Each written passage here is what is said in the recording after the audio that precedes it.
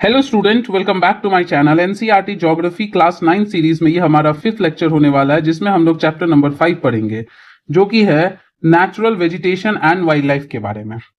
तो देखो कितने बढ़िया से डिजाइन था। पहले हम लोग इंडिया का क्या किए, इंट्रो किए।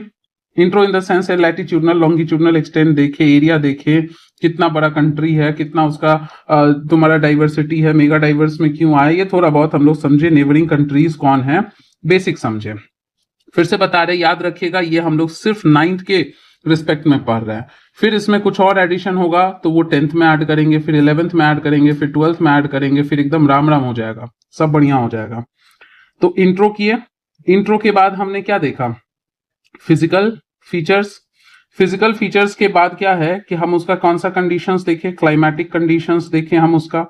हमने जो है वहां पे इंडिया में देखा कि किस तरह से चीजें आपकी डिस्ट्रीब्यूटेड हैं। अब हम लोग देखेंगे क्या, नेचुरल वेजिटेशन। उसके बाद जो लास्ट चैप्टर होगा ना, वो थोड़ा पॉपुलेशन के बारे में होगा। और पॉपुलेशन अभी तक 2021 का सेंसस ये नहीं हुआ है, ऑफिशियली नहीं डिक्लेयर हुआ है, इसलिए यहाँ पे अभी 2011 के सेंसस के हिसाब से ही थोड़े बहुत बेसिक डिटेल्स हम लोग लेंगे। तो उतना सीरियसली उस चैप्टर को लेना नहीं है। कुछ टर्म्स है जिनका मतलब समझ लेना है, जो पहले भी हम लोग समझे, जैसे बर्थ रेट हो गया, माइग्रेशन हो गया, डेथ रेट हो गया। तो थोड़े बहुत टर्म्स जान लेंगे, और जो एग्जैक्ट फिगर दिया होगा कि सेक्स रेशियो कितना है या कुछ भी, लिटरेसी रेट कितना है, तो वो सब आपको ध्यान नहीं रखना है, क्योंकि बहुत जल्दी क्या है आपके पास नया फिगर आ जाएगा। हाँ, अगर आपका कोई एग्जाम है इमीडिएटली कुछ दिनों कुछ महीनों में, तब आप उस पर ध्यान दे सकते हैं। लेकिन अगर टाइम है, साल डेढ़ साल भर का टाइम है, तब तक के लिए 2011 के कंटेंट को उतना सीरियसली याद नहीं करना है। 21 का आएगा अपडेटेड, तो उससे हम लोग पढ़ेंगे। तो अब हम लोग देखेंगे, अच्छा ठीक है, इंसान की बात हो गई, ह्यूमन के पॉपुलेशन की बात हो गई, उसके क्लाइमेटिक कंडीशंस की बात हो गई, ड्रेनेज की बात हो गई, नदी वदी पहाड़ वहाड़ का मोटा मोटी एक रफ आइडिया हो गया। तो अब थोड़ा बहुत जंगल का बात कर लेते हैं और जंगली जानवरों का बात कर लेते हैं।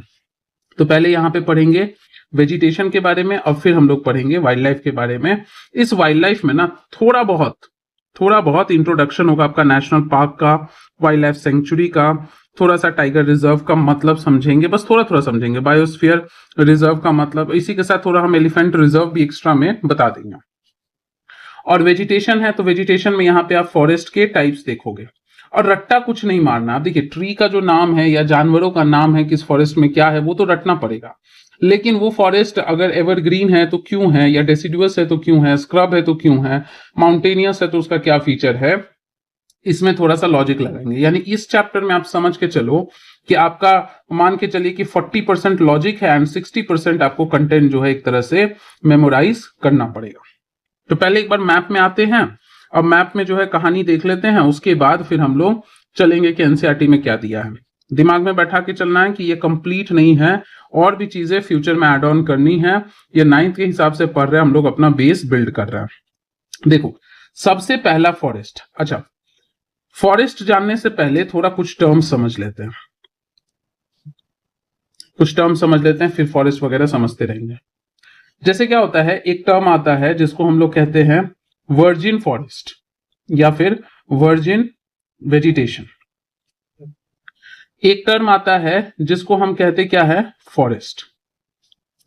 एक टर्म आता है जिसे हम कहते क्या है, वेजिटेशन। तो देखिए, ध्यान से समझिए, पहले तो वेजिटेशन का मतलब समझो। वेजिटेशन का मतलब होता है ना कि कैसा क्लाइमेटिक कंडीशन मिला है, उस अनुसार किस तरह से पेड़ पौधा वहां पे डेवलप करता है। मैंने एक तरह से ऐसे समझ जाओ कि surrounding climatic condition, temperature, pH, rainfall किस तरह से है, उस हिसाब से आपके कुछ प्लांट्स के ग्रोथ हो गए। हो सकता है वो ग्रासेस हो, श्रब्स हो, ट्रीज हो, ये सब आपका ग्रो कर गया, तो आप उसको कहेंगे वेजिटेशन। तो वेजिटेशन एक तरह से होता है ना आपका group of plants that develop in a particular area। साथ में आप नोट्स बनाते चलेंगे। in response to climatic condition, क्या सराउंडिंग का कंडीशन है। जैसे फॉर एग्जांपल है कि आप देखते हो आपके एरिया में कि जब मान लो कि बारिश का मौसम होता है, बारिश पानी काफी ज्यादा होता है, बहुत ज्यादा आपका दिन भर हीटिंग होता है और एक टाइम पे जाके आपका बारिश होता है, बारिश के सीजन में तो धूप भी अच्छा खासा मिल रहा है, फोटोसिंथेसिस भी अच्छा खासा हो सकता है, पानी भी मिल रहा है जो कि ग्रोथ और फोटोसिंथेसिस के लिए जरूरी है। तो आप देखोगे कि बहुत सारा जो है ना एकदम हरा भरा प्लांट जो है ग्रो कर जाता है, बहुत सारे घास जो है वो ग्रो कर जाते हैं। तो हम कहेंगे कि हाँ ये एक रिस्पॉन्स में था कि आपका वेजिटेशन डेवलप हुआ। वही गर्मी का टाइम सूखा पड़ेगा तो आप देखोगे ऐसा लगेगा सारा पेड़ मुरझा के जल गया, तो स्कैटर्ड हो जाएगा, तो हम इसको कहेंगे वेजिटेशन। लेकिन जो फॉरेस्ट है ना, फॉरेस्ट एक तरह से आपका क्या होता है कि balanced balanced group of vegetation है। मतलब आप ये कह सकते हो ना कि थोड़ा सा भी आपका ये हो गया, ग्रो कर गया पेड़ पौधा, तो आप वेजिटेशन कर। लेकिन और कुछ भी हो सकता है, रैंडमली हो सकता है, सिर्फ घास हो सकता है सिर्फ श्रब्स हो। लेकिन फॉरेस्ट क्या है, बैलेंस्ड है वेजिटेशन का। मतलब उस जंगल में आपको क्या छोटे छोटे घास भी दिखेंगे, बड़ा पेड़ भी दिखेगा, श्रब्स भी दिखेगा, बैम्बूज भी हो सकता है दिख जाए। मतलब एक तरह से बैलेंस है, ऐसा नहीं कि सिर्फ पेड़ ही है, ऐसा नहीं कि सिर्फ घास ही है, बैलेंस्ड ग्रुप ऑफ वेजिटेशन है। प्लस है कि ये आपका क्या होता है ना, यहाँ पे जनरली फॉरेस्ट का साइज वेजिटेशन की तुलना में क्या होता है, ज्यादा होता है। यानी कि आप ये कह सकते हो कि जितने भी फॉरेस्ट है वो वेजिटेशन कहला सकते हैं, लेकिन जरूरी नहीं है कि सभी वेजिटेशन आपके फॉरेस्ट कहलाते हैं। तो ये दो चीज का फर्क है। मतलब ऐसे कह सकते हो ना, एक ऐसे समझो, सिंपल सा बात है कि समझो, जैसे फॉर एग्जाम्पल है कि आपने किसी को कह दिया कि ही इज अ बॉय या शी इज अ गर्ल, तो आप सीधे डिनोट करो बॉय लड़का है लड़की है, तो आप एक जनरलाइज पर्सपेक्टिव दे दिया कि अब क्या है कि आपने सिर्फ लड़का बोला तो वहां मौजूद अगर 10 लोग होंगे, 10 लड़के होंगे, तो सब किसी की तरफ भी पॉइंट आउट हो सकता है।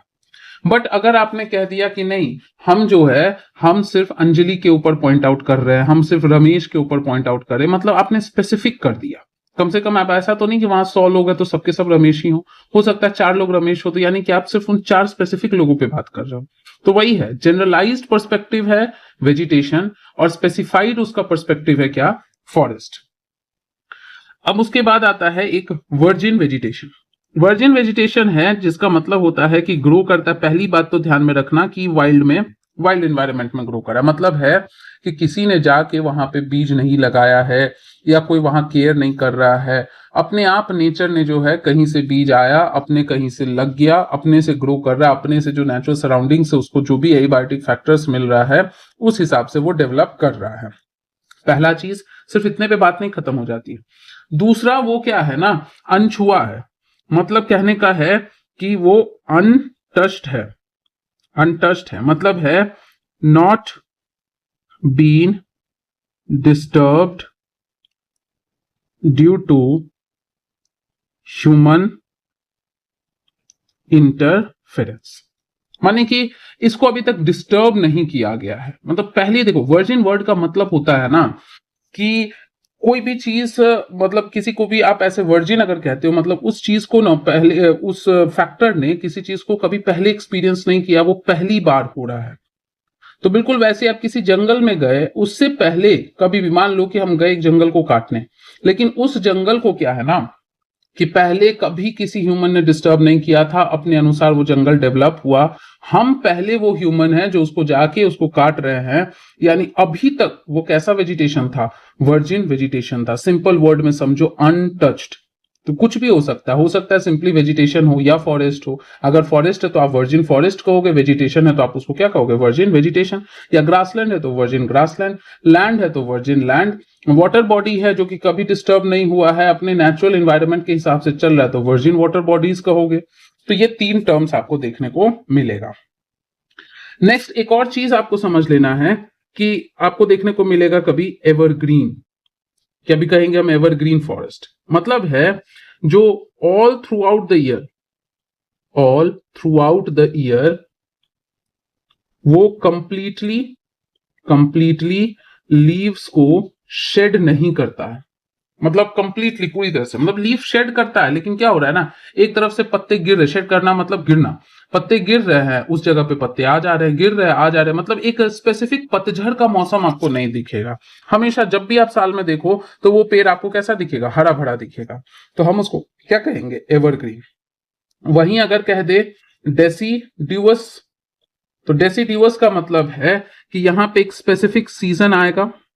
स्पेसिफिक सीजन कौन सा? जिस वक्त मेटाबॉलिज्म सबसे कम होता है, ये आपका जो ऑटम का सीजन है, उस वक्त मेटाबॉलिज्म बहुत स्लो होता है।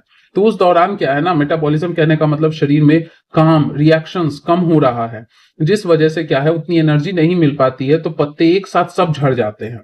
तो एक साथ सब झड़ जाते हैं। अब ये मंथ कुछ भी हो सकता है ऑटम का। अगर आप नॉर्दर्न हेमिस्फीयर में है तो सितंबर अक्टूबर कहा जाता है ऑटम का, लेकिन अगर सदर्न में चले जाओ तो जो हमारा स्प्रिंग है वो उनका ऑटम है, जो हमारा ऑटम है वो उनका क्या है, स्प्रिंग है।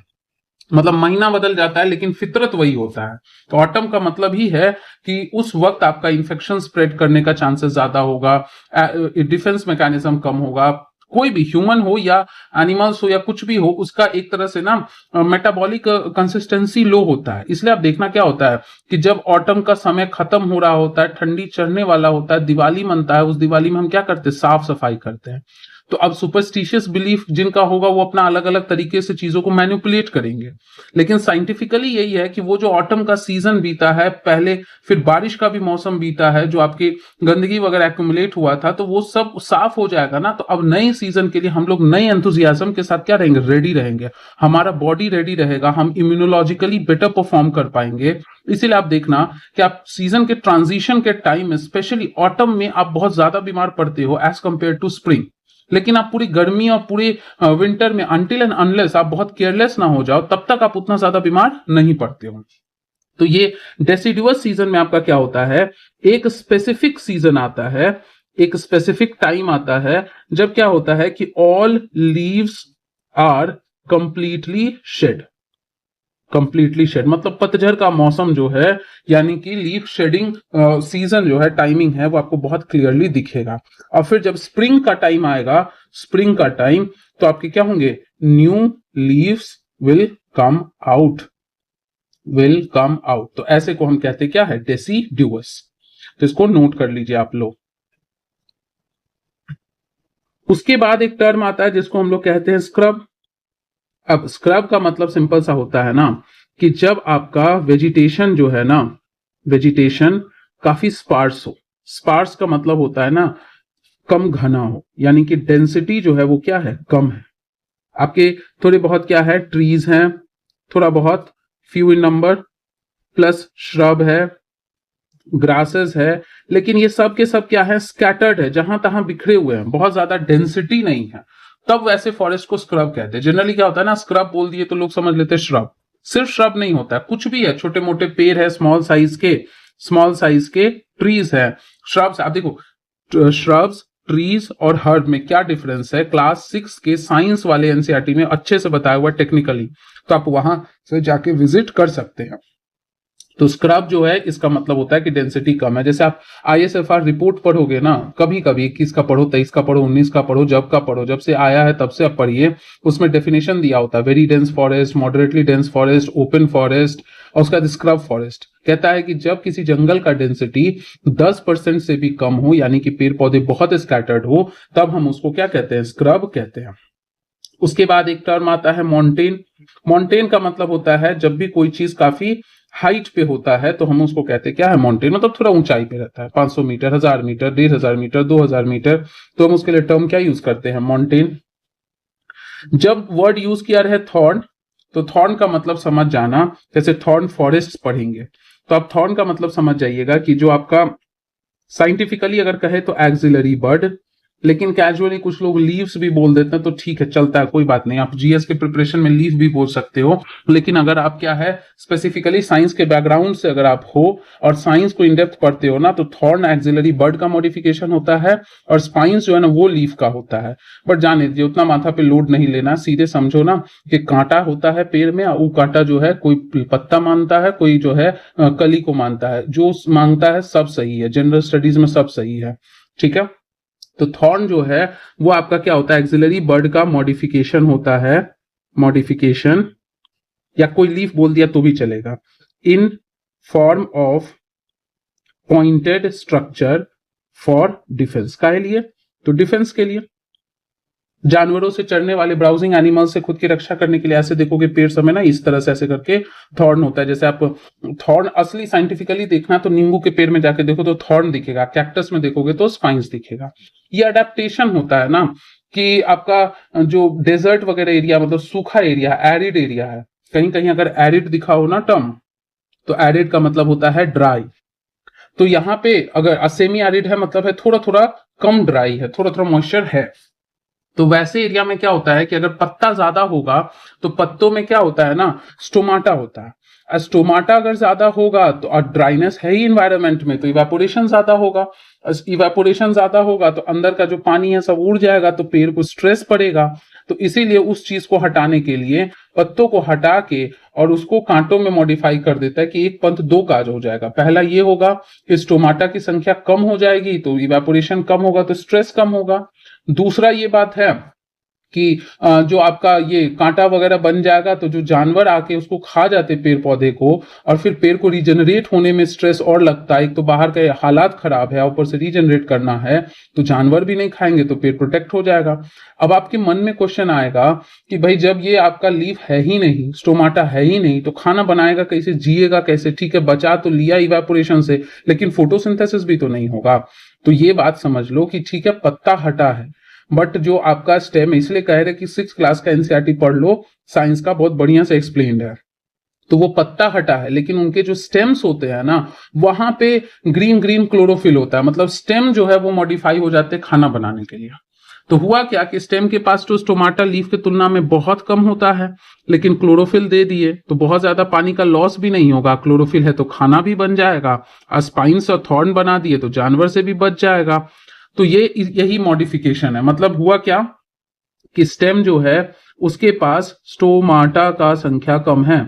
स्टोमाटा वही है, छोटा छोटा छेद है, जैसे हमारे बॉडी में स्किन्स में होते हैं ना छोटे छोटे पोर्स, जिससे पसीना निकलता है, इवेपोरेशन होता है, वही वही पसीना निकलने वाला जो पेड़ में होता है उसको हम लोग स्टोमाटा कहते हैं। तो स्टेम है उसमें स्टोमाटा कम है, प्लस उसको ग्रीन कर दिया गया।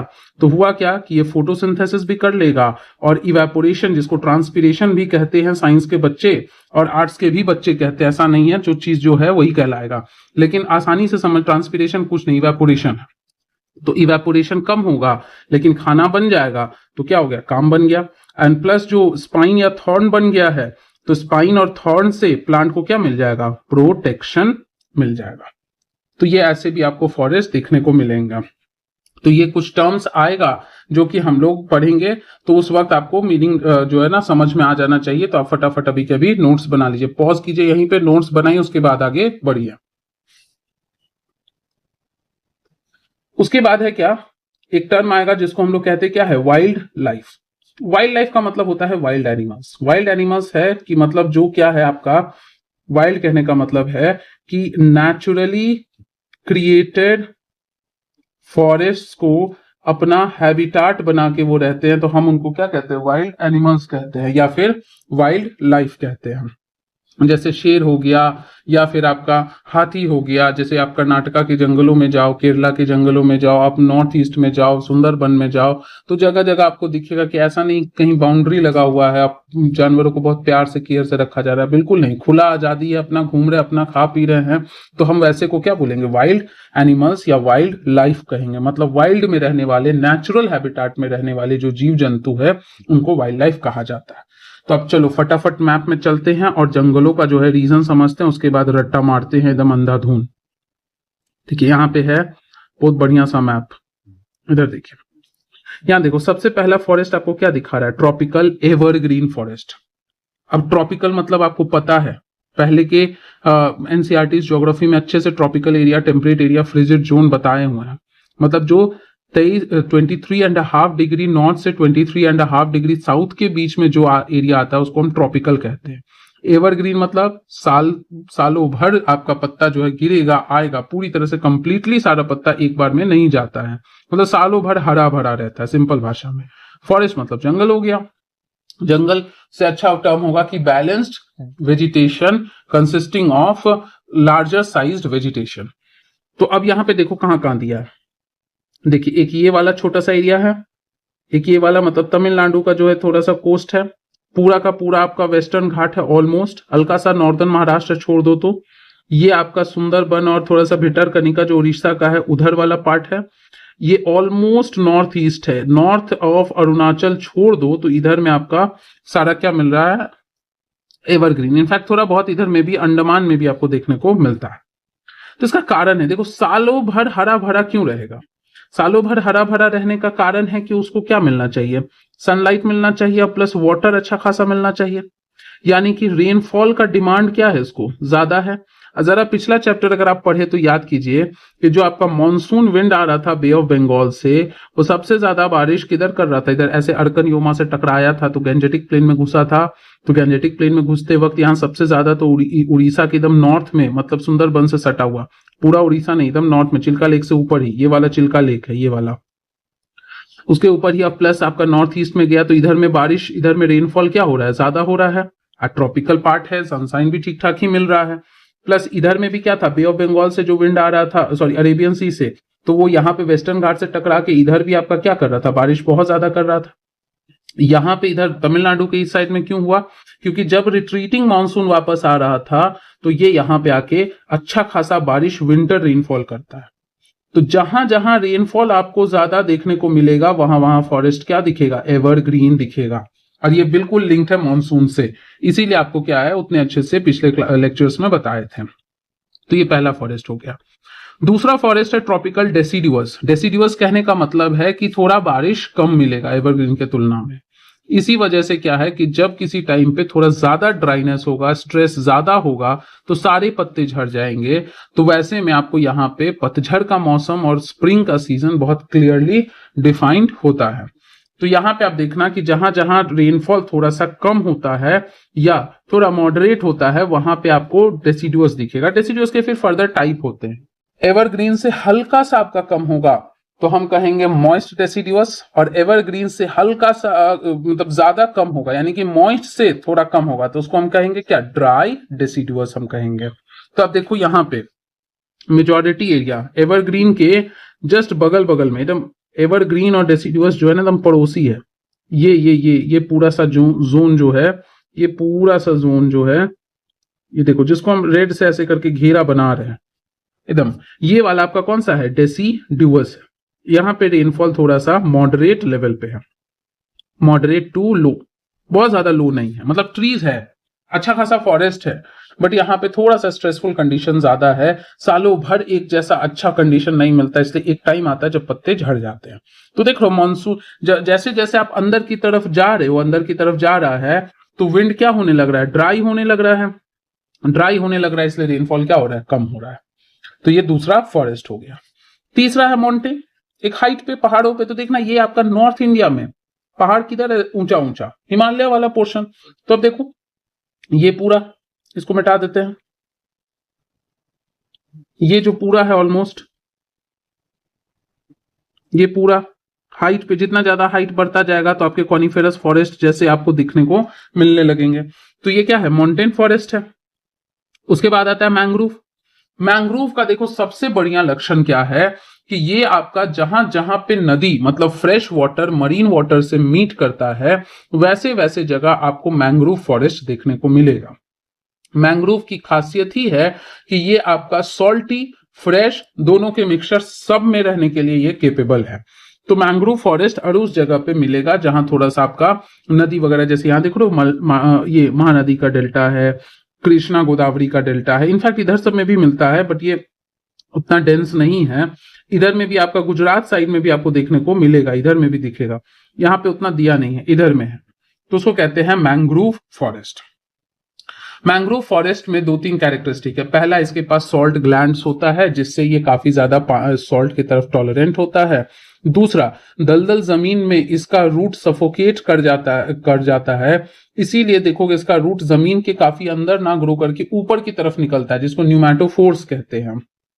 तो इसलिए ये सरवाइव करता है। तीसरा, इसमें विविपैरिटी देखने को मिलता है, मतलब है कि अगर इसका फल नीचे गिरेगा तो वो दलदले पानी में जिसमें नमक का मात्रा बहुत ज्यादा है, तो वैसे वाटर में क्या होगा ना कि वो जर्मिनेट नहीं करेगा, वो खराब हो जाएगा फल और उसका नया प्रोजेनी नहीं आएगा। तो पेड़ में लगा ही रहता है फल, तभी वो क्या करता है, वहीं जर्मिनेट कर जाता है, ठीक ठाक अच्छा ग्रोथ हो जाता है प्लांट का, तब वो फल टूट के नीचे गिरता है और प्लांट अपने आप को उस मिट्टी में एडजस्ट कर लेता है। ये बहुत इंपॉर्टेंट होता है मैंग्रोव, क्योंकि जो ओशन का जो पानी है, सीज का जो पानी है जो बहुत स्पीड से कोस्ट को इरोड कर सकता है, उससे बचाता है। यहाँ पे आपका वेजिटेशन डेंस है तो आपका वाइल्ड लाइफ भी अच्छा खासा रहता है, मतलब एक तरह से अच्छा खासा इकोसिस्टम देता है। कई सारे ऐसे प्लांट है जिसका मेडिसिनल यूज होता है, तो ये सब जो है प्रोवाइड करता है मैंग्रोव्स। तो ये अगला फॉरेस्ट है। उसके बाद देखो थॉर्न फॉरेस्ट। थॉर्न क्या बताए थे? Dry areas. थॉर्न जब भी बोले तो कौन सा होगा? Dry areas. तो अब देखो ये वाला एरिया जहां पे बहुत कम बारिश है, जैसे ये इधर वाले एरिया में क्या था तुम्हारा, मानसून जब आते आते या तो ड्राई हो जाता है, नहीं तो अरावली से उधर स्प्लिट कर जाता है। ये वाला एरिया, ये वाला विदर्भा मराठवाड़ वाला एरिया, क्योंकि क्या हो रहा है, इस ये भी पहुंचते पहुंचते इसको टाइम लग रहा है और इधर वाला तो इधर ही चल जा रहा है, तो इसलिए यहां पे जो है ना रेनफॉल बहुत ज्यादा ही कम है। तो ऐसे को हम लोग क्या कहते हैं? ऐसे को हम कहते हैं कि यहाँ पे रेनफॉल कम है। इवेपोरेशन तो है ही, इवेपोरेशन ठीक ठाक है क्योंकि आपका ट्रॉपिकल कंट्री है इंडिया, तो सनलाइट ऐसा नहीं कि बहुत कम है, अच्छा खासा ही है। तो मतलब इवेपोरेशन भी है, रेनफॉल कम है, मतलब एक तो पानी कम है, ऊपर से पानी उड़ भी ज्यादा रहा है। तो अपने आप को अडेप्ट कराने के लिए जो प्लांट है वो यहाँ पे अपने अंदर क्या बना लेता है? थॉर्न बना लेता है। तो ये आपके फॉरेस्ट है और उसके रीजन है। अब इसके बाद जो भी फैक्ट है ना उसको थोड़ा रटना पड़ेगा, यहाँ आपको थोड़ा मेहनत करना पड़ेगा, और ऐसा नहीं कि एक बार में होगा।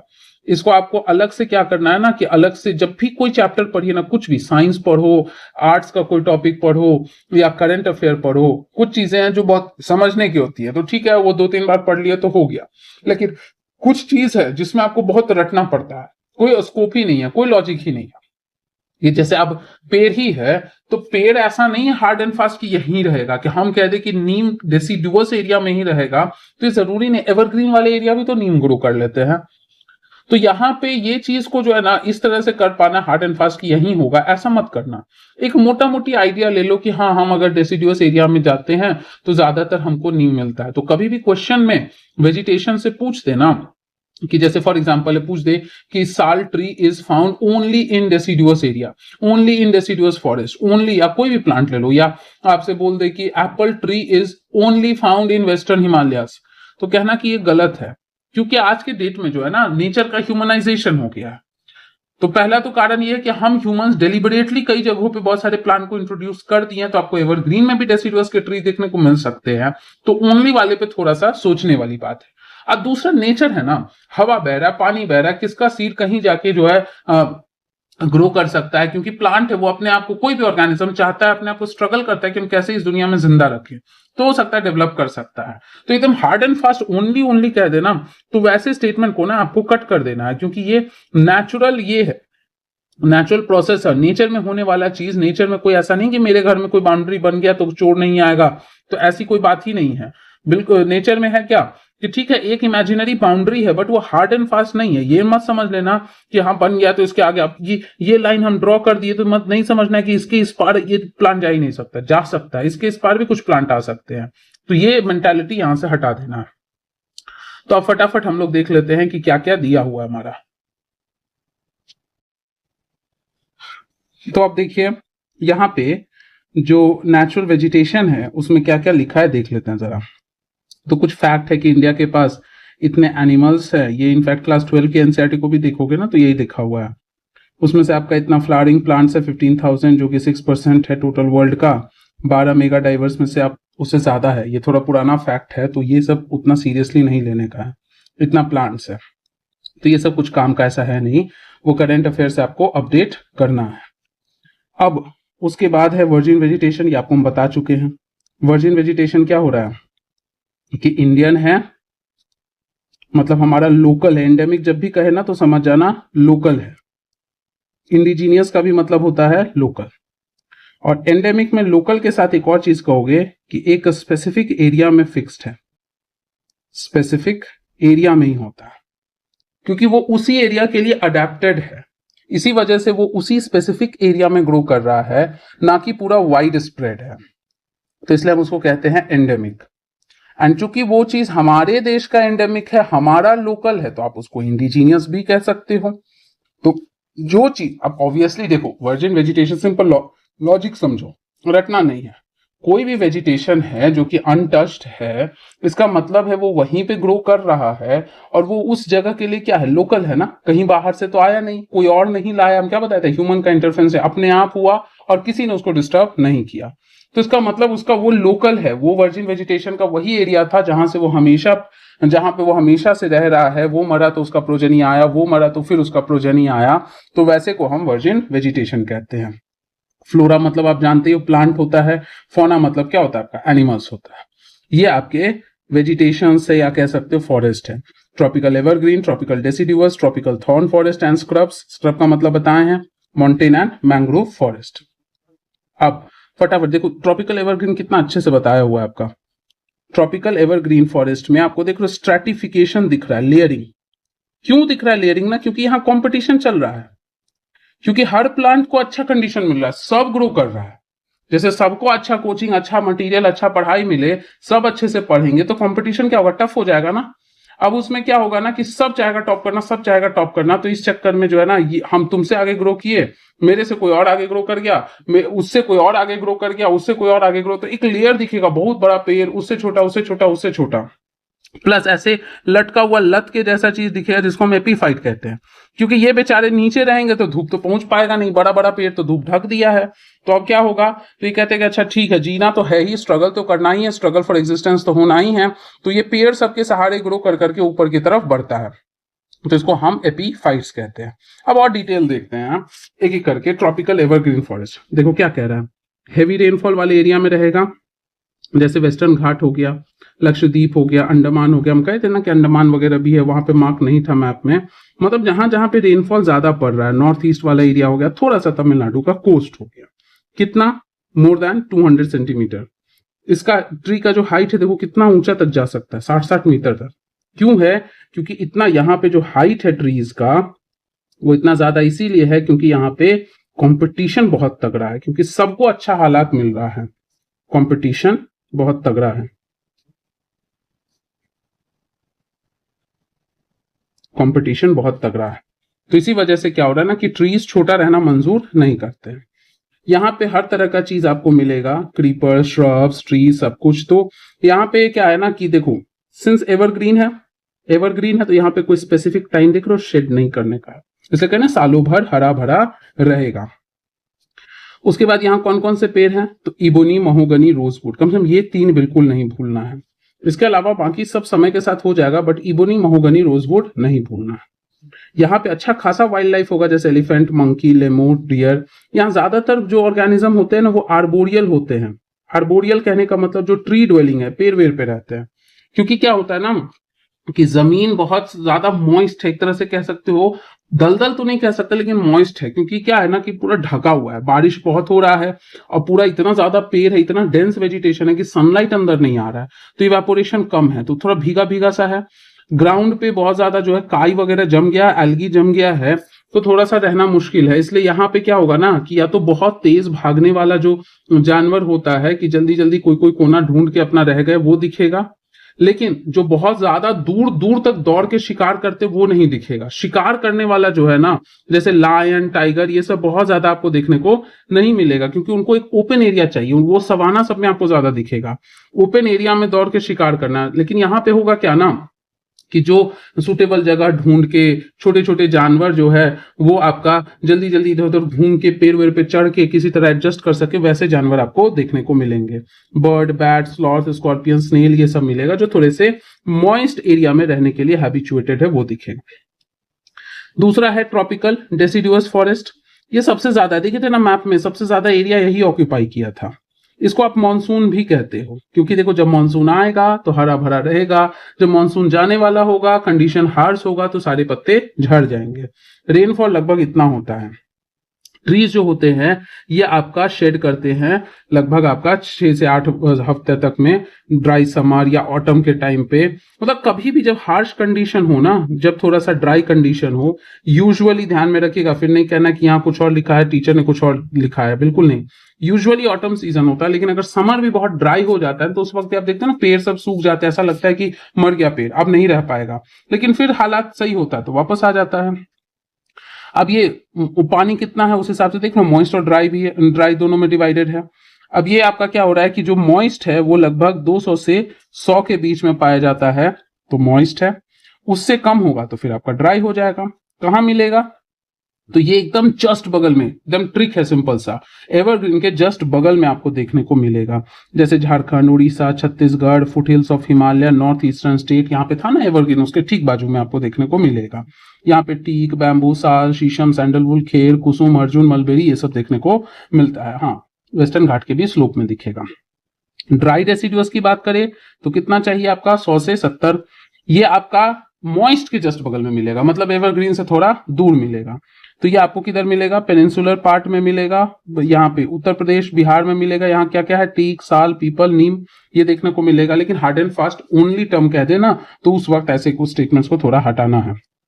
यहाँ पे कल्टीवेशन करने के लिए पेड़ वेड़ को थोड़ा काटा जाता है, ग्रासलैंड उगाया जाता है, खेती वगैरह किया जाता है। और उसके बाद यहाँ पे कुछ एनिमल्स का भी नाम दिया हुआ है, जो नॉर्मली आप जो बिहार यूपी में रहते हो ना, तो वो आपका वही है, ड्राई रेसिड्यूस वाला एरिया ही है।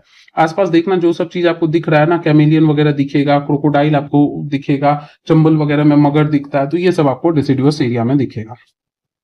अगर लेस देन 70 सेंटीमीटर, मतलब बहुत कम बारिश है, तो देख लो कैसे स्पार्स वेजिटेशन है वो आपका। यहाँ पे देख लो थॉर्न वाला है, यहाँ पे ट्रीज भी है लेकिन दूर दूर तक है। स्पार्स वेजिटेशन है तो आप उसको क्या कहोगे? स्क्रब कहोगे। थॉर्न है, थॉर्न फॉरेस्ट कह दोगे। यहाँ पे थॉर्नी ट्रीज आपको देखने को मिलेगा।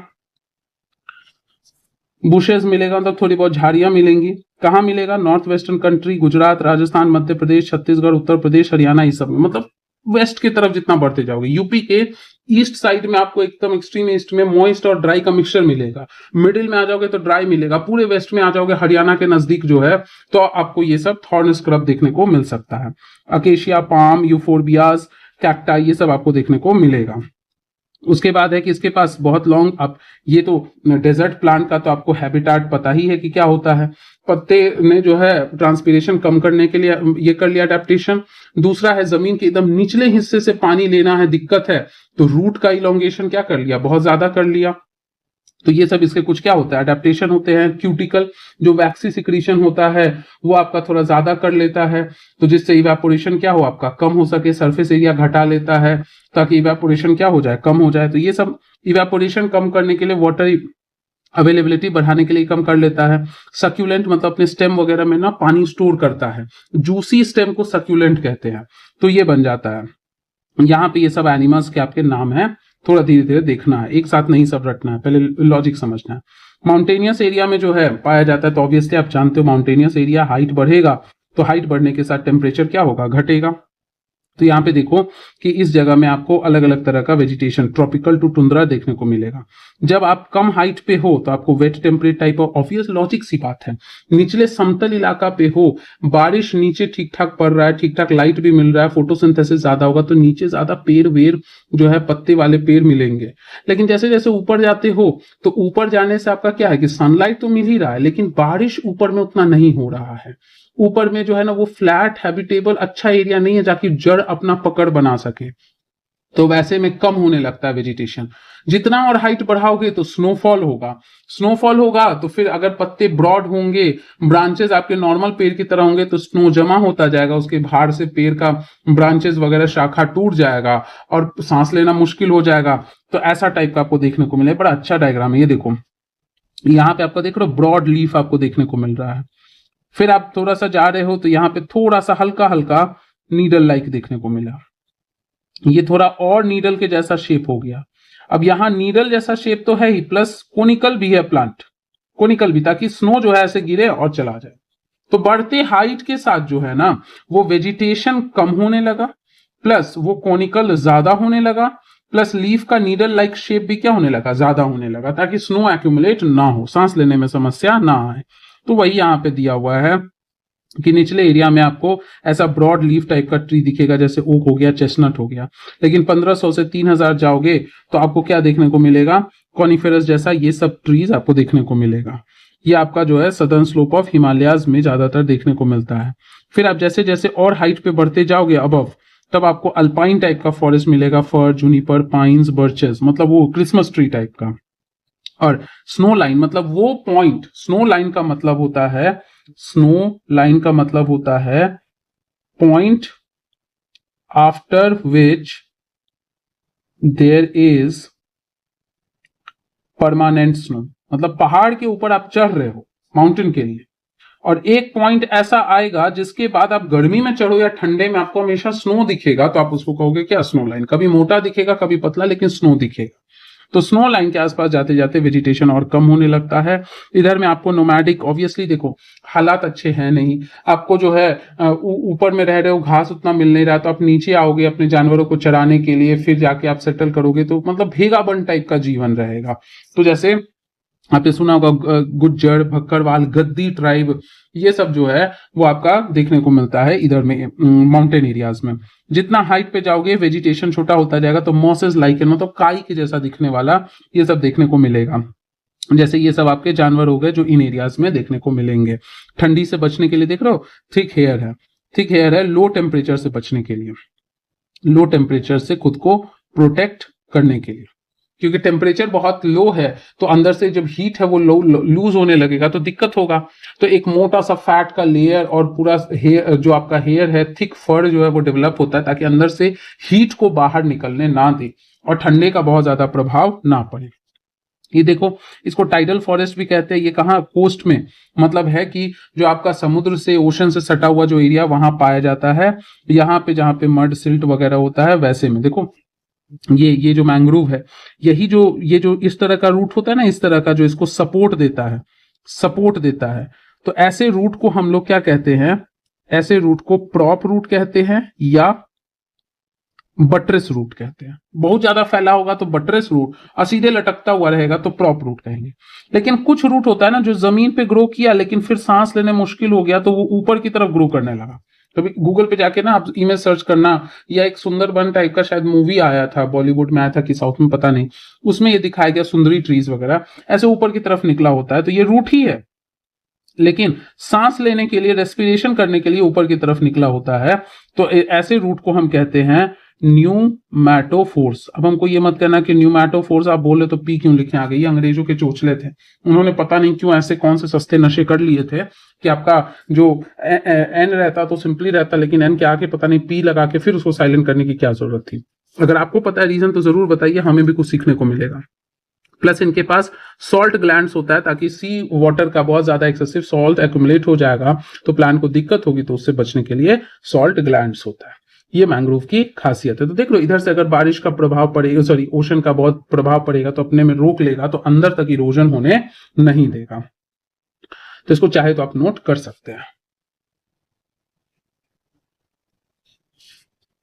ये देखो कहां दिख रहा है, गंगा, महानदी, कृष्णा, गोदावरी, कावेरी, इन सब साइड में, गंगा, ब्रह्मपुत्र, सुंदरबन वाला जो डेल्टा है, यहाँ पे आपका जो सुंदरी ट्रीज है देख रहे हो, बहुत हार्ड टिम्बर होता है। और क्या क्या प्लांट है, पाम, कोकोनट, केवड़ा, अगर, ये सब दिखता है कुछ पार्ट्स में। यहाँ का एनिमल एकदम फेमस है, याद हो जाना चाहिए, रॉयल बंगाल टाइगर है, टर्टल्स है, क्रोकोडाइल्स है, घड़ियाल्स है, स्नेक्स है। अब यहाँ पे क्वेश्चन पूछ रहा है कि what will happen if plants and animals disappear from the earth surface? Can the human being survive under such a situation? Why is biodiversity necessary and why should it be conserved? भाई नहीं survive कर सकता है। एक शब्द में कहूं ना कि जो बायोडाइवर्सिटी है ना, वो आपका इकोलॉजिकल बैलेंस को मेंटेन करता है। इसमें सारे पॉइंट आ गए। पेड़ रहेगा तो मिट्टी को पकड़ के रखेगा, इरोजन नहीं होने देगा। पेड़ है तो वो मिट्टी से न्यूट्रिएंट लेके खाना बनाएगा, तो जानवरों को खाना मिलेगा, हम इंसान को खाना मिलेगा। जानवर है तो जानवर पेड़ को खाएंगे, उनके पॉपुलेशन को कंट्रोल रखेंगे, उस जानवर को हम ह्यूमंस अलग अलग रूप में यूज कर सकते हैं, हमारे सर्वाइवल के लिए जरूरी है। पॉलिनेशन कराता है, तभी नए और प्लांट्स आते हैं। तो इतना सारा एन नंबर ऑफ थिंग्स, वही जानवर, वही पेड़ पौधे मरेंगे, डिकम्पोज होंगे तो मिट्टी का फॉर्मेशन होगा, मिट्टी की फर्टिलिटी बढ़ेगी, फोटोसिंथेसिस करते तो हमें ऑक्सीजन मिलता है, हम सांस छोड़ते हैं तो CO2 देते हैं, तो वो CO2 ग्लोबल वार्मिंग कर देगा, तो उससे उसको कैप्चर करता है, प्लांट खाना बनाता है। तो एकदम डेलिकेट बैलेंस मेंटेन्ड है। तो बिना बायोडाइवर्सिटी के आप जीना पॉसिबल ही नहीं आपके लिए। भले ही आप कितने भी घमंड में नाच रहे हो कि हमसे बड़ा और हमसे सर्वस्व कुछ नहीं है, बट ऐसा कुछ भी नहीं है। हम सबसे निचले स्तर पे, हमारे लिए सब कुछ जरूरी है, लेकिन हम ये बात को समझ नहीं पा रहे हैं। अब कुछ मेडिसिनल प्लांट है तो इसको आपको रट्टा मार लेना है, एकदम आंख बंद करके जो है ना रट्टा मार लीजिए। जैसे बहुत सारा आपको पता होगा, लाइक नीम, तुलसी, ये तो आपको पता ही होगा कि एंटीबायोटिक की तरह होता है, एंटीबैक्टीरियल प्रॉपर्टी होता है नीम में। तुलसी आपका कफ एंड कोल्ड के लिए होता है। टर्मरिक भी यहाँ ऐड कर सकते हो कि बॉडी के इन्फ्लामेशन के लिए, दर्द को, जॉइंट पेन्स को, कफ एंड कोल्ड को रिमूव करने के लिए आपका ये होता है। तो मतलब ये कई सारे प्लांट्स है, जैसे कुछ आपके 2000 के आसपास प्लांट है जिनका आयुर्वेदा में यूज होता है, 500 के आसपास तो एकदम रेगुलर यूज में है। वर्ल्ड कंजर्वेशन जो यूनियन है उसके रेड लिस्ट से आपका पता चला कि 352 मेडिसिनल प्लांट है, जिसमें से 52 तो आपके क्रिटिकली थ्रेटेंड है, मतलब बहुत ज्यादा खतरे पे है, 49 खतरे में है। तो एंडेंजर्ड मतलब होता है बहुत खतरे में है, अगर बहुत खतरा है तो एंडेंजर्ड, और बहुत बहुत खतरा है तो फिर आपका क्रिटिकली एंडेंजर्ड। कुछ नहीं पता, जामुन भी जैसे पता होगा कि आपका जो है जामुन से विनेगर वगैरह बनाया जाता है, या फिर आपका डायबिटीज के लिए ट्रीटमेंट करने में बड़ा कारगर होता है, डाइजेस्टिव प्रॉपर्टी होता है, ये यूरिन के फॉर्मेशन में अच्छे से मेंटेन करता है, यूरिनेशन वगैरह के लिए ये बड़ा अच्छा होता है, डाइजेस्टिव चीजों के लिए अच्छा होता है, सर्पगंधा ब्लड प्रेशर को ट्रीट करता है, और ये फाउंड, ये ओनली वर्ड जहां हो ना अंडरलाइन स्पेशली कर दो, सिर्फ इंडिया में मिलता है। अर्जुन जो है वो कान के दर्द को ठीक करने के लिए, और बीपी के लिए आपका अर्जुन होता है। बबूल भी आपको पता होगा, दांत जैसे पेस्ट वगैरह के ऐड में देखते हो कि बबूल है इसमें, तो ये एक तरह से जो है ना टॉनिक की तरह भी यूज होता है, और दांत के लिए अच्छा होता है, आंख वाँख के लिए बहुत अच्छा होता है इसके लीफ का जूस। कचनार हो गया एस्थमा और अल्सर, जो बर्निंग सा सेंसेशन हो जाता है ना म्यूकोसा लेयर, मतलब अंदर के हिस्से में, तो बड और रूट जो है ये डाइजेस्टिव प्रॉब्लम के लिए होता है। अब आपसे पूछा आइडेंटिफाई मोर मेडिसिनल प्लांट, तो बिल्कुल आपके पास बहुत सारा है, टर्मरिक है, जिंजर है, कम से कम कोविड हुआ है तो आपके पास तो कई सारे और अपने से नाम है। अब उसके बाद थोड़ा वाइल्ड लाइफ देख लेते हैं, ज्यादा कुछ नहीं है, ये सब डेटा जो है ना, ये सब डेटा कुछ नहीं याद करना है, क्योंकि इसको आपको अपडेट करना है किससे, करंट से। तो ये बुक एक बार लिखा गया, फिर उसको कंप्लीट अपडेट कोई नहीं करता, रैशनलाइज करके कट्टम कुट्टी करके टॉपिक हटा दिया, but line by line update नहीं होता है, तो इसको आप करंट से अपडेट करेंगे। उसके बाद है कि यहाँ पे कुछ कुछ जानवर का नाम दे दिया, जैसे एलिफेंट आप जानते हो, मतलब नाम यहाँ सिर्फ समझ जाओ। कहाँ मिलेगा, तो आसाम, ये एलिफेंट ना आपके कुछ जो है ना, ये कह सकते हो कि जहाँ पे आपका ग्रास वगैरह हो, ट्रीज हो, ऐसे एरियाज में काफी मिलता है। केरला, क्योंकि हार्बीवोर से, कोई भी हार्बीवोर, सिर्फ एलिफेंट की बात नहीं कर रहे हैं। फिर वन हॉर्न राइनासोरस है, ये सब, अब ये वन हॉर्न राइनासोरस सबको पता होगा, काजीरंगा नेशनल पार्क इसका एकदम हैबिटाट है, असम, वेस्ट बंगाल। उसके बाद आपका रन ऑफ कच्छ, गुजरात वाला एरिया, मैप कहाँ के अपना, मैप कोई और सा मिला, ये यहाँ है आपका run of Kutch, great run और लिटिल रन, छोटा वाला और बड़ा वाला। तो यहाँ पे आपको डेजर्ट मिलता है, सॉरी इसमें आपको कैमल्स मिलता है। फिर आपका बिसौन, नीलगाय, चौसिंघा, मतलब 4 उसके पास सिंह है, गजील हो गया, ये अलग अलग स्पीशीज है डियर के, ये सब आपके इंडिया में पाए जाते हैं। और भी कई तरह के मंकीज भी है, मतलब कि आपको रट्टा नहीं मारना है, रट्टा बिल्कुल मत मारो, सिंपल है ना। इंडिया में लगभग सभी वाइल्ड लाइफ आपके लगभग पाए जाते हैं। कुछ ऐसा यूनिक होगा तो वो आपका करंट से अपडेट होता रहेगा, पता चलेगा, इतना रिच है ना कि सब पाया जाता है। ये ध्यान में रख लेना कि वाइल्ड लाइफ प्रोटेक्शन एक्ट आपका 1972 में आया। अब इसका क्या प्रोविजन है, क्यों लाया गया, ये हम लोग करंट के साथ भी, और इसको जब हायर लेवल के बुक्स को पढ़ेंगे ना, तब इसमें और भी फैक्ट्स ऐड करना बाकी है। अब कह रहा है कि इंडिया ओनली कंट्री है जहां दोनों है, टाइगर भी है और लायन भी। देखो जो आपके बिग कैट्स होते हैं ना, उसमें से 2, प्यूमा, जैगवार अगर छोड़ देना तो सब है, चीता, लायन, टाइगर। चीता एक्सटिंक्ट हो गया था, बट क्या है ना कि हम लोग नामीबिया से लाए थे ना उसको कूनो पार्क में, तो अब चीता भी है हमारे पास। गिर फॉरेस्ट याद रख लेना, गुजरात में, जहां लायन है फेमस। टाइगर सबसे ज्यादा अभी भी क्या है, मध्य प्रदेश में है। उसके बाद सुंदरबन में देखने को आपको मिलता है टाइगर, हिमालयन एरिया में। लियोपर्ड्स भी देखने को मिलता है, ये भी कैट का फैमिली का ही है सब, ये lion, tiger, leopard, snow leopard, cheetah, puma, jaguar, ये सब आपके कैट के स्पीशीज हैं। उसके बाद है क्या कि हिमालय में जो है हार्डी रेंज ऑफ एनिमल्स है। हार्डी का मतलब होता है जो बहुत एक्सट्रीम कंडीशन में सरवाइव कर ले, उसको हम कहते हैं हार्डी। यहाँ पे काफी फ्रीजिंग टेम्परेचर है, फिर भी यहाँ पे देखो ना, इस जगह में आप देखना ना कि जिसके पास फर बहुत ज्यादा है, थिक स्किन है, वैसे एनिमल्स आपको ये सब देखने को मिलेंगे। इसको एक बार रीड कर लेना है। रिवर, लेक, कोस्टल एरियाज में आपको ऑब्वियसली एक्वाटिक एनिमल्स देखने को मिलेगा, डिफरेंट टाइप्स ऑफ फ्रॉग्स देखने को मिलेंगे, बर्ड्स देखने को मिलेगा, जैसे peacock, pheasant, duck, parakeet, crane, pigeon. अब देखो यहां से आपसे ऐसा नहीं है कि कौन कौन सा क्या है ये पाया जाता है, ये नहीं पूछेगा। कुछ ऐसे नाम जो बड़े यूनिक है, कॉमन लोगों को नहीं पता, जैसे फिसेंट और पैराकीट बहुत लोग नहीं सुने होते हैं, तो एग्जाम में ना एक क्वेश्चन डाल देगा यूपीएससी में, आपसे पूछेगा कि इनमें से कौन सा ऑप्शन में से ऐसा नाम है जो बर्ड को रिप्रेजेंट करता है, सब यूनिक सा नाम दे देगा। तो ऐसे में आपको ये सब यूनिक नेम तो ध्यान में रखने चाहिए कि ये सब बर्ड के आपके नेम है, फीसेंट और पैराकीट। बाकी क्रेन, पिजन, डक ये सब लगभग सुने होते हैं।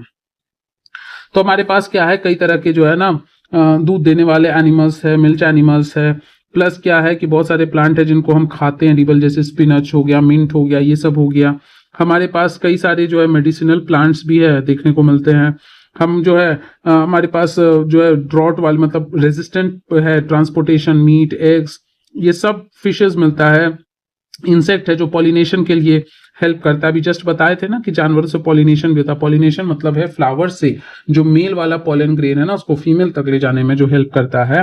तो मतलब है ना कि यहां से ऐसा रटना नहीं, आप सिंपली समझो कि एनिमल किंगडम में आप पढ़े होगे ढेर सारा किंगडम, पॉरीफेरा से लेके कोर्डेटा तक का हर मेंबर, जैसे स्पॉन्जेस वगैरह आप पढ़ते हो पॉरीफेरा में, सेलेंट्रेट में आप कोरल्स पढ़ते हो, आप हाइड्रा पढ़ते हो, टेनोफोरा में जो है आप टेनोप्लाना पढ़ते हो, फ्लैट वर्म्स में जो हमारे बॉडी में वर्म हो जाता है, टेप वर्म वगैरह हो गया, राउंड वर्म हो गया, स्केलमेंथेस, फिर आपका एनेलिड आता है जिसमें से अर्थवर्म हो गया, या फिर आपका लीच हो गया, फिर आर्थ्रोपोड में कई तरह के इंसेक्ट क्रस्टेशियंस हो गए, फिर आपका इकाइनोडर्म्स में से स्टारफिश आता है, हेमिकॉर्डेट में से सैकोग्लॉसस, बेलेनोग्लॉसस आता है, फिर आपके कॉर्डेट में से कई तरह के अलग अलग तरह के फिशेस, अलग अलग तरह के frogs, amphibians, reptiles, snakes, birds, mammals, सब हमारे इंडिया में पाए जाते हैं।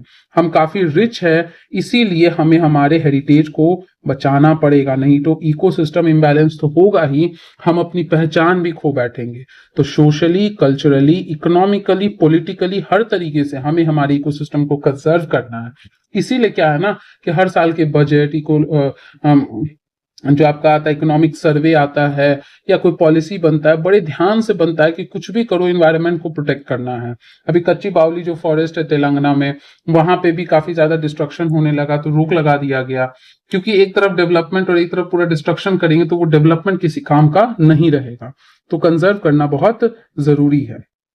अब कुछ आपके क्या है ना कि ये बताया जाता है, ये सब जो आपके मैप में दिया हुआ ना, ये सब वाइल्ड लाइफ सेंचुरी है, बायोस्फीयर रिजर्व है, नेशनल पार्क है, ये सब आपका दिया हुआ है। अब यहाँ पे स्ट्रेस नहीं लेना है कि ये सब कैसे नाम, ये बिल्कुल नहीं ध्यान में रखना है। कैसे कैसे होगा सब समय के साथ याद हो जाएगा, अभी बस थोड़ा सा समझना है। तो अब देखिए क्या है कि हमारे यहाँ क्या देखने को मिलता है। अब ये सब दिया हुआ है, ये सब वही है, कितना सारा वैरायटी है तो हमें कंजर्व करके रखना है। अब कह रहा है ना कि हमारे पास 18 बायोस्फीयर रिजर्व है, तो ठीक है, करेंट डेटा के हिसाब से 12 रिकॉग्नाइज्ड है और 6 जो है मैन एंड बायोस्फीयर जो आपका यूनेस्को का है ना वो रिकॉग्नाइज करेगा। ये नाम धीरे धीरे आपको इसको मैप पे प्लॉट करना है और तब जाके ना ऑब्जर्व करना है। ऑब्जर्व करो डेली, कम से कम 1 महीना तक डेली नोटिस करो कि जैसे आप लद्दाख उदाख साइड चले जाओ तो कोल्ड डेजर्ट मिलेगा, लद्दाख हिमाचल के आसपास, फिर आप असम में जाओ तो मानस दिखेगा, फिर आप आंध्र प्रदेश में आओ तो श्रीशैलम दिखेगा, केरला साइड अगस्तमलाई दिखेगा, थोड़ा ऊपर जाओ हल्का नीलगिरी दिखेगा, फिर आपका नंदा देवी दिखेगा, फिर आपका दिहांग दिबांग, डिब्रू साइकोवा, ये सब दिखेगा। तो ये तो आपको लर्न करना है, लेकिन धीरे धीरे धीरे धीरे। उसके बाद आता है क्या कि जो आपका फाइनेंशियल एंड टेक्निकल असिस्टेंस है वो बोटानिकल गार्डन्स को दिया जाता है 1992 से प्रोटेक्ट करने के लिए। कई सारे जानवरों को प्रोटेक्ट करने के लिए जो है कई सारे प्रोजेक्ट आए, जैसे आपका रिसेंट में प्रोजेक्ट लायन है, प्रोजेक्ट बस्टर्ड है, ग्रेट इंडियन बस्टर्ड बर्ड है, ये बर्ड है काफी ओटीडीए फैमिली का है, ओटीडीए फैमिली से बिलोंग करता है ग्रेट इंडियन बस्टर्ड, ये क्लासिफिकेशन में इसकी फैमिली आती है। तो ये सबको बचाने के लिए है। उसके बाद आपके पास 106 नेशनल पार्क है, इतना वाइल्ड लाइफ सेंचुरी है। अब खैर अभी प्रेजेंटली जो है ना 107 हो गया है, अभी हाल फिलहाल कुछ दिनों पहले आपका उड़ीसा का सिमलीपाल ऐड हुआ है। तो ये सब है आपका कंजर्व करने के लिए। कुछ बर्ड्स है जिनको माइग्रेटरी कहते हैं। माइग्रेटरी कहने का मतलब है ना कि सपोज ये एरिया ए है, ये एरिया बी है, यहाँ कंडीशन थोड़ी देर के लिए हार्श हो गया, टेम्पररी यहाँ पे हो सकता है बहुत गर्मी हो गया, बहुत ठंडा हो गया, तो यहाँ से कुछ चीज यहाँ चला गया, कुछ टाइम तक रहा, और फिर वापस से जब यहाँ रेगुलर हो गया मतलब नॉर्मल हो गया तो ये अपने वापस घर को लौट चला, जैसे हम लोग भी करते हैं ना, पढ़ने के लिए कुछ सालों के लिए चले गए फिर वापस अपने घर आ गए, तो वैसे ही है। तो इसी को हम कहते हैं माइग्रेटरी बर्ड। बहुत सारे एग्जांपल पढ़ो, साइबेरियन क्रेन आप पढ़ोगे, इस तरह से आपके कई सारे आमूर फैल्कॉन होता है, तो बहुत सारा बर्ड होता है, जो फ्लेमिंगोज हो गया, जो कि आपका माइग्रेट करता है। तो मतलब है क्या कि यहाँ पे जो कंजर्वेशन है ना वाइल्ड लाइफ को, उसको कंजर्वेशन करने के लिए एक तरीका होता है ना कि हैबिटाट, उसका जो घर है ना, उसी को कंजर्व कर लो, उसी को कंजर्व कर लो, जिससे क्या होगा ना कि wildlife gets protected in its natural home, अपने घर में ही हो गया प्रोटेक्ट, अपने साइट पे ही, ऑन साइट प्रोटेक्शन, अपने घर में ही, उसी को हम कहते हैं इन सीतु कंजर्वेशन, अपने जगह पे ही कंजर्व हो गया। तो इसी इन सीतु में आपका आता है biosphere reserve, national park, wild life sanctuary. और अगर इन्हीं में से स्पेशली कोई चीज एलिफेंट के लिए है तो आप उसको एलिफेंट रिजर्व कहोगे। अगर वहां पे है तो सबको प्रोटेक्ट कर रहे हो, लेकिन आपका मेजर फोकस टाइगर्स पे है, टाइगर को पॉपुलेशन को बढ़ाना, कंजर्व करना है, तो आप उसको टाइगर रिजर्व कहोगे। वहीं अगर क्या है कि हैबिटाट जो है, हैबिटाट का डिस्ट्रक्शन बहुत ज्यादा हो चुका है, कांट भी, इसमें और भी आता है hot spot, secret groves, but उसका भी नाम नहीं लिए क्योंकि 9th पढ़ रहे हैं हम लोग, ये स्टैंडर्ड बुक्स नहीं पढ़ रहे हैं, तो कांट भी कंजर्व। तो इतना ज्यादा आपका हो चुका है ना हैबिटाट का डिस्ट्रक्शन कि घर बचाना मुश्किल नहीं है। इसीलिए क्या होता है ना कि वहां रहने वाला जो स्पीशीज है उसको क्या करते हैं, they are taken out and conserved in more protected area, more protected area. तब हम कहते हैं कि उसको अपने साइट के बाहर ले जाके प्रोटेक्ट किया गया, आउटसाइड, यानी इस तरह के प्रोटेक्शन को हम कहते हैं x situ conservation, x situ conservation. जैसे इसमें आपका आता है बोटानिकल गार्डन, ये नेचुरली नहीं था, हम क्या किए कि एक बड़ा सा एरिया लिए, वहां पे हम मैनेज कुछ ट्रीज वगैरह लगाएं, तो एक तरह से हुआ क्या ना कि उस ट्री का देख रेख कर रहे हैं, तो ट्री भी प्रोटेक्टेड है और हम उसमें रिसर्च वगैरह भी कर सकते हैं। या फिर जूलॉजिकल पार्क्स हो गया, या फिर जंगल जैसा माहौल क्रिएट कर दिए, तो उसको हम वाइल्ड लाइफ सफारी पार्क्स कह दिए। तो ये सब आपका आ जाता है किसमें, एक्स सीतु कंजर्वेशन में। तो सबका अलग अलग क्राइटेरिया होता है जो कि हायर क्लासेस में हम लोग डिटेल में पढ़ेंगे। तो इसको आप नोट कर लीजिए जल्दी से, इन सीतु को नोट कीजिए, इन सीतु, उसके बाद नोट कीजिए एक्स सीतु। तो अब हम लोग चलते हैं फटाफट, क्या क्वेश्चन दिया है उसको सॉल्व करते हैं। To which one of the following types of vegetation does rubber belong to, rubber कहां से आता है, ट्रॉपिकल एवरग्रीन, मार्क करवाए थे। Cinchona trees are found in the rainfall more than, ये आपका सिंगशोना ट्रीज जो है ना ज्यादा रेनफॉल वाले एरिया में पाया जाता है, वैसे ही कम एरिया में भी ग्रो करता है। तो आप एक बार ना वेरीफाई कर लेंगे एनसीईआरटी से देख के, एक बार हम ही देख लेते हैं, गलत नहीं बताना है, एक बार देख लेते हैं, क्या पता इंसान है भूल गए होंगे हम। सिंगशोना ट्रीज, देखो यहाँ पे है ना, लगा ही था, ज्यादा रेनफॉल में एवरग्रीन वाले में सिंगशोना पाया जाता है। उसके बाद आता है in which of the following state is Similipal bio reserve, Similipal अभी बताए थे, पहले बायो रिजर्व था, अब इसी साल उसको ये बना दिया नेशनल पार्क में भी, उसका कुछ एरिया लगभग आपका 800 कुछ स्क्वायर किलोमीटर को कन्वर्ट कर दिया गया है नेशनल पार्क में। उसका कह रहा है कि which of the following bio reserves of India is not included in the world network of bio reserves, Manas को भी इंक्लूड नहीं किया गया है, बाकी को इंक्लूड किया गया, मतलब 18 जो है ना उसमें से 12 इंक्लूडेड है, 6 को भी बाकी है। इंडिया ने रिकॉग्नाइज किया, अभी वर्ल्ड जो मैप है ना, मैन एंड बायोस्फीयर प्रोग्राम, ये यूनेस्को द्वारा है, यही आपका क्या करता है, रिकॉग्नाइज करता है हर देश में 700 से ऊपर बायोस्फीयर रिजर्व है आपके अलग अलग देश में। अब कह रहा है what is a bio reserve, give 2 examples. तो बायो रिजर्व आपका क्या है, वो एरियाज है, या कह सकते हो बायोलॉजिकल लिविंग बींग्स जहां कंसंट्रेटेड है, वो एरियाज आपके बायो रिजर्व्स है। देखो रिजर्व है, रिजर्व मतलब जमा, तो कोई भी एरिया जहां अच्छा खासा नेचुरल हैबिटाट में बायोलॉजिकल बींग्स जो है वो हैबिटेबल एरिया में रहते हैं, तो हम उनको बायो रिजर्व्स कहते हैं। एग्जाम्पल 18 को नाम है, कोई नाम डाल दो। Name 2 animals having habitat in tropical and mountain type of vegetation, या अकॉर्डिंगली माउंटेन में आप क्या डाल दोगे, रेड पांडा और स्नो लियोपर्ड डाल दो, और या याक डाल दो, और इसमें ट्रॉपिकल वाले एरिया में आप ट्रॉपिकल सीधे पूछा है तो आप थॉर्न भी डाल सकते हो, डेसिडुअस भी और एवरग्रीन भी। Distinguish between flora fauna, flora plant है, फौना एनिमल है। फ्लोरा जो है ज्यादातर लोकोमोट नहीं करता, मतलब एक ही जगह रहता है, फौना इधर उधर मूव करता है। फ्लोरा अपना खाना बना सकता है, फौना अपना खाना नहीं बना सकता है। ट्रॉपिकल एवरग्रीन और डेसिडुअस का फर्क तो आपको अच्छे से बता ही दिए थे। Name different types of vegetation found in India and describe the vegetation of high altitude. मतलब आपको जो है ना वो पांचों छह टाइप है वो बता देना है, प्लस आपको किसके बारे में बताना है डिटेल में, माउंटेन तो बता देना, स्ट्रैटिफिकेशन है लो हाइट पे कैसा होगा, फिर उससे ऊपर जाएंगे, फिर उससे ऊपर, फिर उससे ऊपर, सबसे ऊपर में आपको स्नो लाइन से ऊपर जाओगे तो मॉस एंड लाइकन दिखेगा।